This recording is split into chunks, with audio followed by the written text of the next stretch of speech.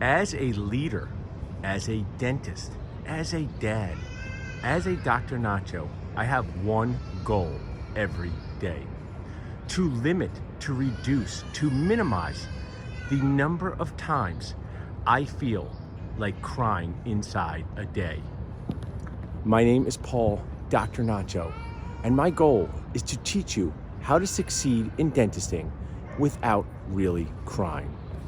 I come here daily in the morning with my coffee to walk around the park, to think, to listen to podcasts, to come up with new ideas, to just spend some time alone. So I want you to join me on this circle through the park as we talk about the circle of dentisting life. And I did not pay this nice young toddler behind me to cry so it would drive home the message, but you hear him crying. And that's sometimes like us dentists. But dentists, all good dentists, we have to keep our crying on the inside. So let's get started. My goal is to give you Nacho tips to succeed, to survive and thrive at each stage in the circle of dentisting life. Let's start with dental school, D1 through D4. What are some things you can do D1 through D4 to make yourself Nacho ordinary? Number one, take, learn, explore as many communication courses as possible. Listen to podcasts, join virtual Toastmasters, take Dental CE. Our dental core is what allows us to survive and thrive.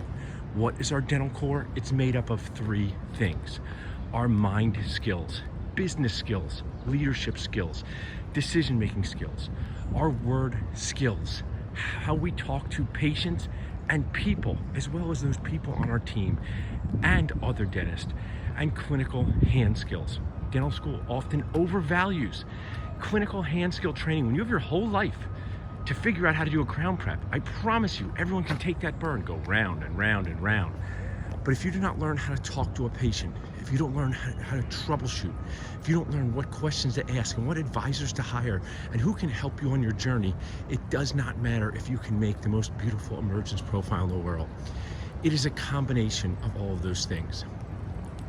This entire time through the circle of dentisting life, ABC is the answer. Always be connecting. So D1 to D4. Go to as much in-person CE as possible. The time of this video, in-person CE is kind of illegal during a pandemic, but we will be out there again doing that soon. Get your virtual self out there. One common theme to survive, thrive, succeed in dentisting without really crying is to use the power of video like I am now. Make videos of yourself, sharing your story, who you are. You can send them out to be hired for a job, to find an associate, buy a practice. One of my coaching clients on Friday has an opportunity to buy a second practice because she did the ABC and cold emailed dentists in her area and has found a fee-for-service dentist who wants to sell his practice in the next 2 years. And that's the type of dentistry she wants to do. She already owns a practice, so she may buy a second practice, she may sell her current practice and buy this one, but I give her a ton of credit for ABC. Now, what else is in the circle of dentisting life at this stage? Do you want to do a GPR AGD or go straight to private practice? That could be a 30-minute video in and of itself. But my recommendation is to seriously consider a GPR AGD, especially at a time where there's a debilitated dental school experience. A GPR AGD will allow you to practice in a supportive environment, will allow you to push the Nacho envelope with supportive instructors. To me, it is the perfect transition from dental school to private practice. But don't just listen to me, Dr. Nacho. Go out there and talk to dentists that have done them and ask about their experiences. Go the extra quote-unquote Nacho mile and find out about all different programs so you can pick one that fits with your personality type. I will say that learning how to do extractions in a GPR, the foundation of dental implants, is one of the best parts of it, because to be able to place dental implants and learn about dental implants, you don't have to place all. My goal is to get general dentists to do some and refer some, just like pedo and endo. Some general dentists do some endo and refer some endo.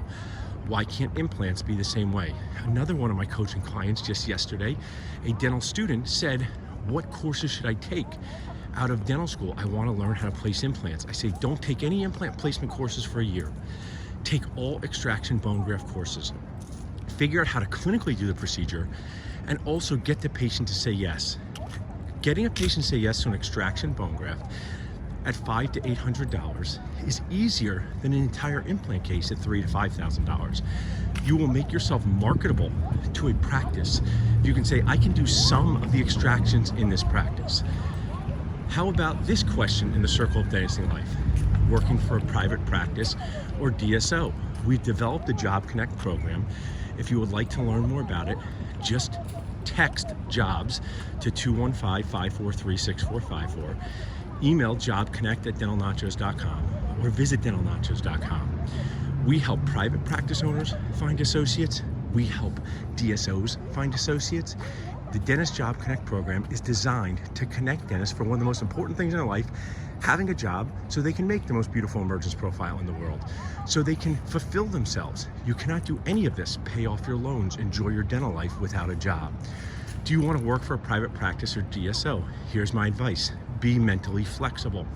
Explore each option, but ask really good questions. Golden nacho tip: do not take a job, do not sign a contract without having a dental focused attorney review your contract first. Nothing bad can happen if you do this. One, the dental focused attorney can say, this seems like a good contract. Let's tweak these 1, 2, 3 things, and I would think this is a great job for you. Or even better, there's 14 red flags and we're not on page 2.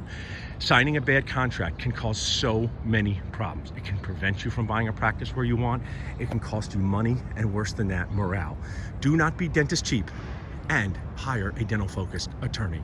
If you would like us to recommend one of our key resources and sponsors, feel free to reach out to us at jobconnect@dentalnachos.com or text attorney to 215-543-6454. So now you're in your job. How do you succeed as an associate? Your ability to produce dentistry will be based on your mind skills, your hand skills, and your word skills. So work on all of those. Work on your mind skills, work on your hand skills, work on your clinical skills. What you can do as an associate is to think of your operatory, your chair. I got this great advice as a restaurant server. I was dissatisfied with the way the restaurant was being run. I was dissatisfied with the leadership, and a seasoned aged restaurant server said to me, Paul, think of your 4 tables like your own mini business and do the best job possible on those 4 tables. Stop, think about this. It's a golden nacho tip. Whether you have an awesome job, an okay job, you don't love the leadership, you're not happy with the office manager, it's still you and the patient. Do your best job possible, because in our office we have one rule. The patient is the most important person. When you do everything with the patient's best interest in mind, it works out well. So think to yourself, I'm going to share with my patients the value of learning about a variety of treatment options. I'm going to present treatment like a menu. If you would like to learn about treatment presentation skills, treatment planning skills, text FLIX to 215-543-6454. Text FLIX, F-L-I-X, to 215-543-6454, and you'll get a 30-day pass to watch in on over 100 hours of CE and content that will help you develop your dentist core. Now, what about buying a practice? What are some things about buying a dental practice that are important? Number 1, buying a dental practice is the most important decision in the life of a dentist. Let me share why. One of the things I do is help sell dental practices as a broker. At the end of the career of a dentist, I have met dentists who've had multiple spouses, multiple houses, one practice. Let that sink in.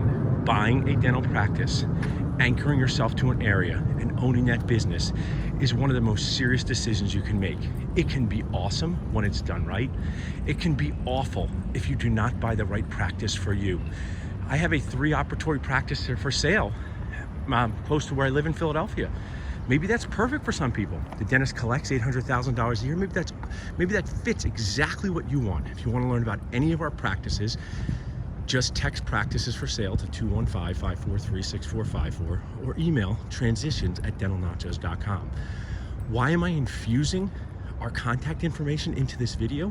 Because some of you are listening and you might think, I want to practice near Philadelphia, or I want to list my practice. Think about if this video is like going to a workout class and you're watching a trainer share his or her workout tips. And maybe you have to train for a marathon and buying a practice. Say, man, I would like to learn more about what this trainer does. That's what we're trying to do at Dental Nachos.